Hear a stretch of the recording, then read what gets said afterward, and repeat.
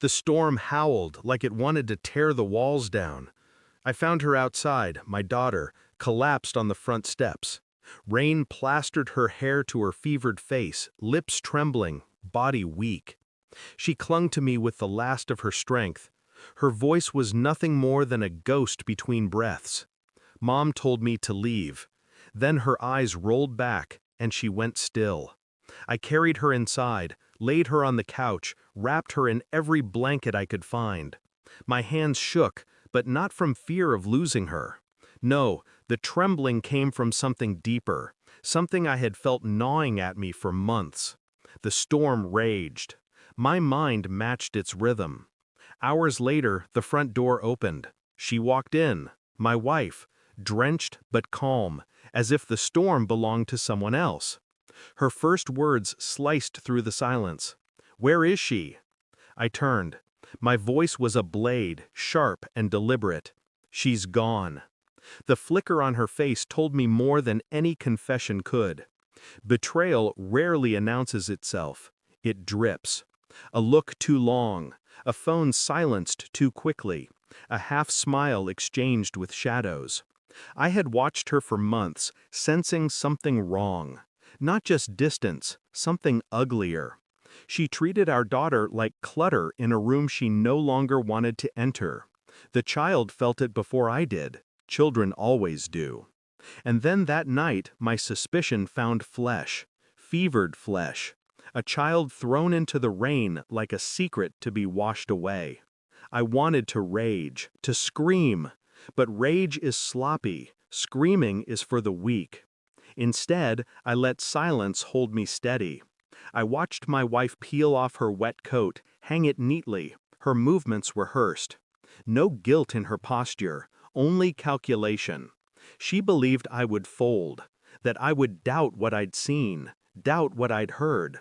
But my daughter's faint whisper still echoed, slicing through me. Mom told me to leave. The days that followed felt like watching a play. She moved through the house as though nothing had happened, cooking, smiling faintly, kissing my cheek goodnight. But I was no longer her husband. I was her audience. Quietly, I began assembling the truth. Phone records first. Calls at odd hours, always erased, but never thoroughly. I retrieved them. A number appeared again and again. Emails next.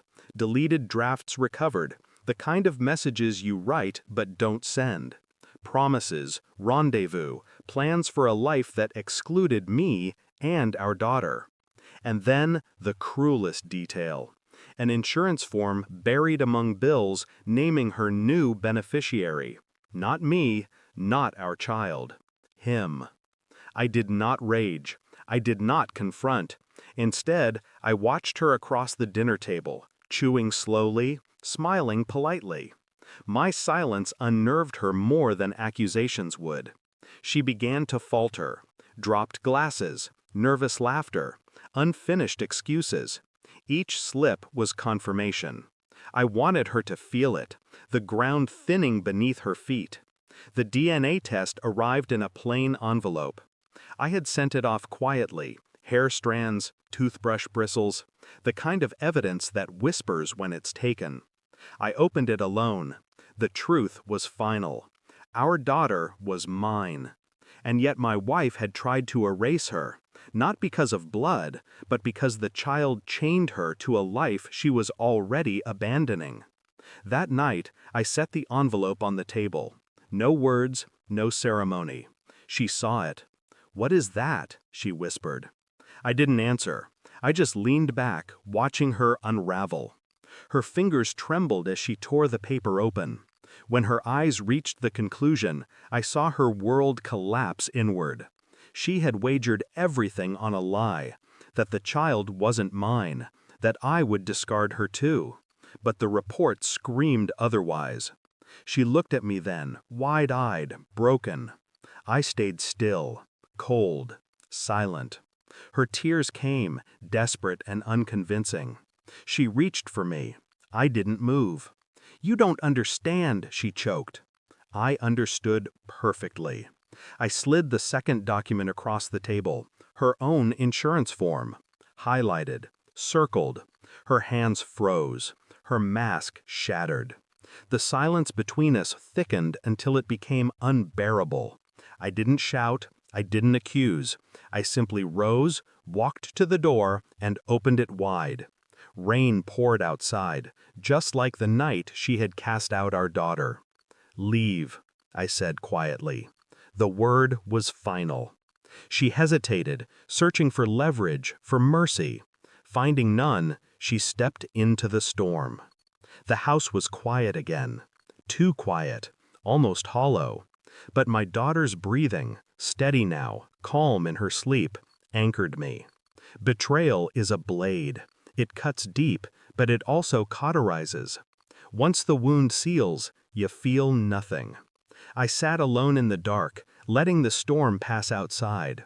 My chest felt empty, but in that emptiness there was clarity. I had lost a wife, but I had kept something more valuable, a truth no storm could wash away. The final thought that slid through me was cold, sharp, undeniable. She left my daughter in the rain. Now I've left her there too. Thanks for watching. Don't forget to like, share, and comment. Subscribe now to Cheating Stories Insight World for more amazing stories.